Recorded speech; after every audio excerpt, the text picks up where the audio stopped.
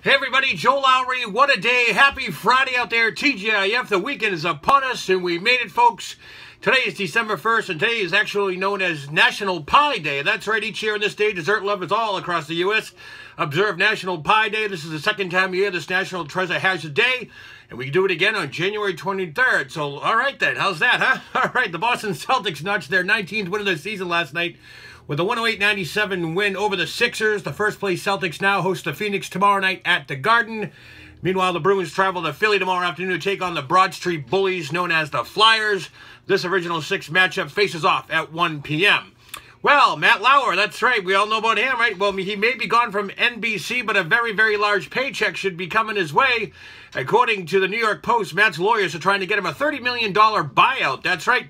The Post claims that the main thing his team is hoping to do is get him paid through the remainder of his $20 million a year contract, which still has a year and a half left on it. Many contracts contain moral clauses. Get a load of that. And it's likely Matt's did as well, given it's such a huge on-air talent. But I bet he'll need that money anyways for all the lawsuits he's probably going to endure. Well, 16-time WWE World Champion John Cena, well, he sold his new Ford GT car, but the company was not happy with that move. Ford is taking legal actions by suing the American Grit star for violating the contract by selling his new $500,000 2017 Ford GT. According to the lawsuit filed at the U.S. District Court in Michigan, Cena was selected from thousands of applicants for the opportunity to purchase the Ford GT. The Total Bellas star signed a deal where he agreed to pay, actually hold on to the car for at least 2 years before he can unload it. The company claims that as soon as the professional wrestler bought it, he got it, he then unloaded it. I guess that's what he does.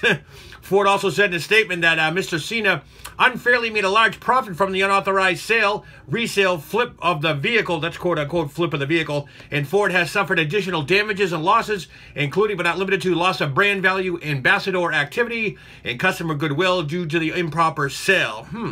Anyways, Ford goes on to say that Cena sold the car and other properties to pay for bills that he has, and as well as him and his fiancée, Nikki Bella, have a huge wedding coming up next year. I'm not sure what that has to do with the car, but they are demanding John Cena to pay for the car back plus royalties. That's crazy. Well, here's some interesting tidbits about some of the world's most popular fast food chains. You know, we all at one time or another have eaten at Mickey D's, Burger King, Wendy's, KFC, you name it. We've been there, some more than others. We all know it's not the healthiest of choices, but here are some little-known factoids about these places. I'll get all this. Did you know the 4 shapes of the McDonald's chicken nuggets? You know the chicken nuggets, they have 4 shapes. They're each called the ball, the boot, the bell, and the bone. I never knew that. And if you live within the continental U.S., you will always be less than 100 miles away from a nearest McDonald's. That I did not know. Did you know that McDonald's turns down more applicants than those seeking admission into Harvard University?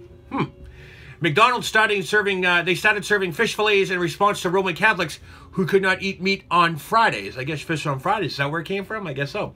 Now get a list. Kentucky Fried Chicken. In Japan, they are so popular that families have to place their annual Christmas dinners up to 2 months before December 25th.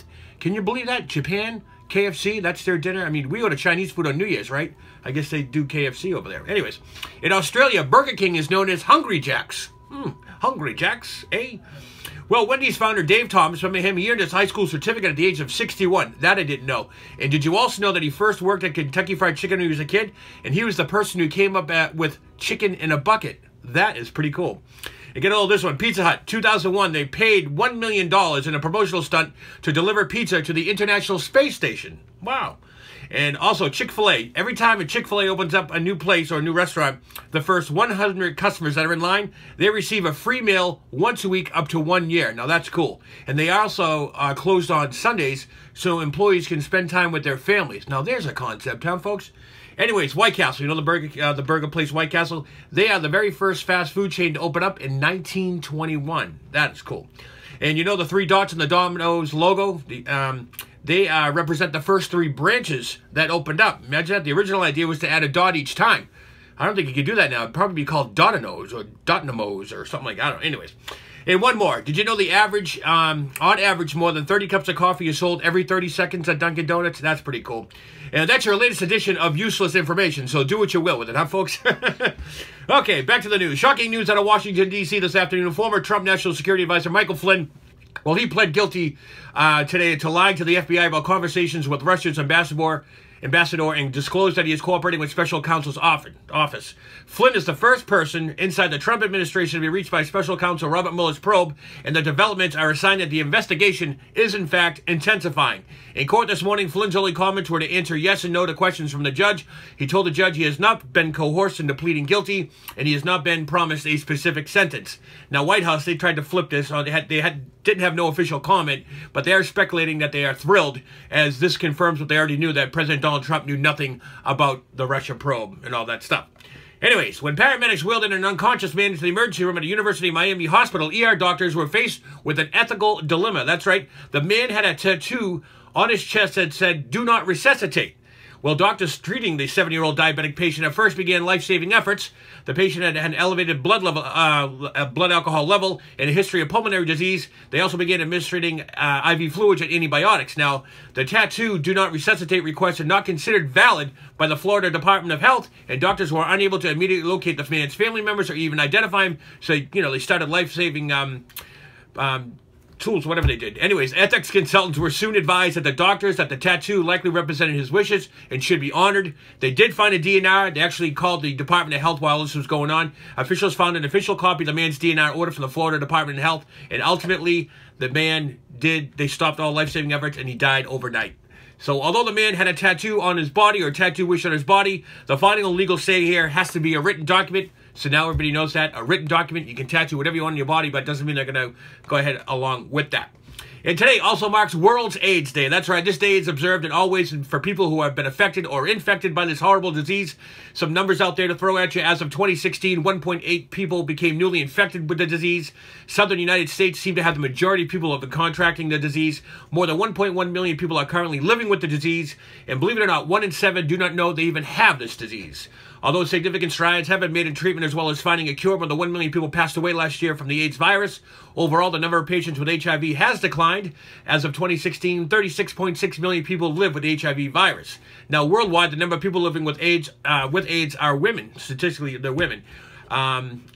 Now, here's an interesting fact. Statistically, with social issues involving the disease are people living in poverty. That means the poor people that have social stigma issues now. And shockingly, 1 in 8 people with HIV are declined treatment due to the social stigma associated with this horrible disease. This is horrible.